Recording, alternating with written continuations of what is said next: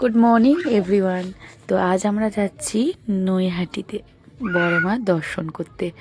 তো এখানে আমরা নৈহাটি প্ল্যাটফর্মে চলে এসেছি। দেখুন কত ভিড়।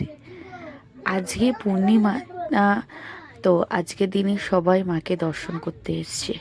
প্রথমে এই মার দর্শন পেয়ে গেলাম ঢুকতেই। এত সুন্দর পরিবেশটা দেখে খুব ভালো লাগলো। দেখেন এখানে ছোটো ছোটো বাচ্চাদের ঘোড়া চড়ানোর ব্যবস্থাও রয়েছে। মাত্র 100 টাকা দিয়ে জাস্ট একটা রাউন্ড করবে।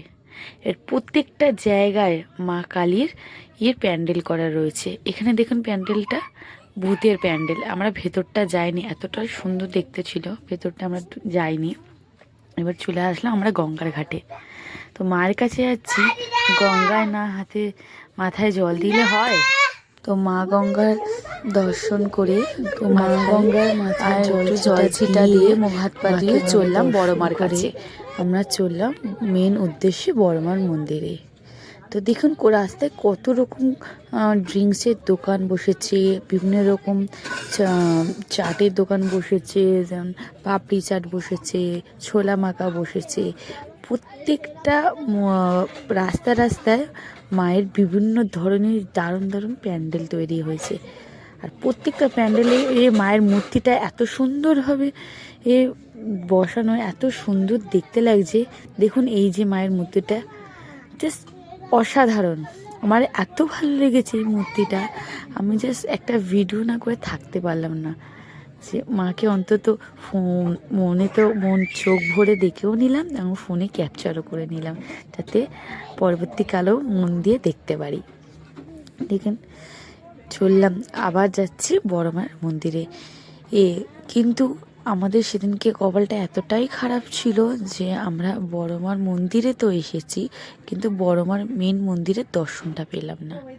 কেন এত ভিড় মানুষের, সেই জন্য পুলিশরা এবং যেখানকার মেন মন্দিরে পণ্ডিত মশাইরা ওরা ঠিক করলো যে কাউকে ভেতরে ঢুকতে দেওয়া হবে না, কারণ মানুষের এত ভিড়ে মানুষের ক্ষতি হতে পারে ঠেলাঠেলিতে। সেই জন্য সেই মুহূর্তের জন্য মন্দিরটা বন্ধ ছিল। তো সেই জন্য আমরা সেই দিনটা আমরা বড় মার মেন মন্দিরটা দেখতে পারি। কিন্তু বড় মার যে বড় মন্দিরটা, সেটাতে বড় ঠাকুরটা, সেটা আমরা দেখে নিয়েছি। এবং রাস্তা রাস্তা প্রত্যেকটা প্যান্ডেলে বড় মার বিভিন্ন রকমের রূপ ছিল।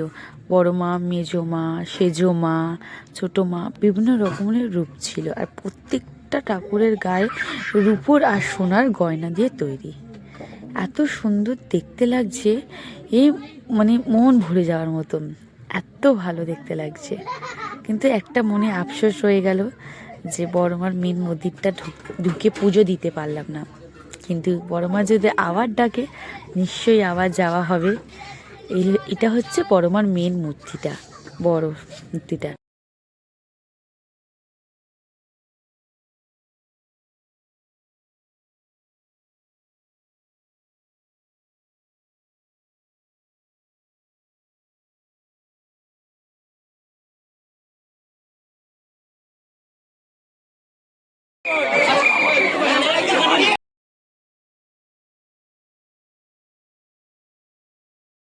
তো আপনারা কারা কারা এই বড় মায়ের দর্শনটা করেছেন, কে কে গেছেন, কমেন্ট বক্সে নিশ্চয়ই জানাবেন।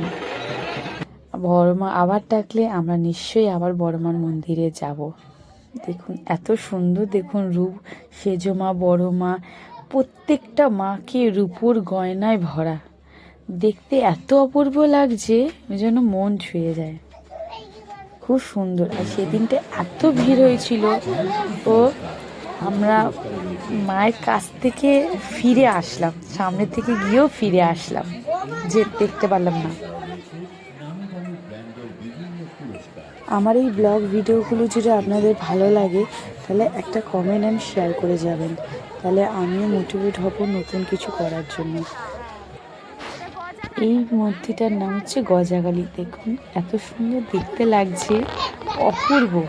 আর মায়ের পেছনে শুধু বেনারসি দিয়ে ঘেরা, বেনারসি শাড়িতে ডিজাইন করে ঘেরা। দেখুন, নতুন বছরে কামনা করি মা সবার ভালো রেখো, সবার সুস্থ করো আর সবার মনোকামনা পূরণ করো। আর সময় পেলে আমাকেও দেখো।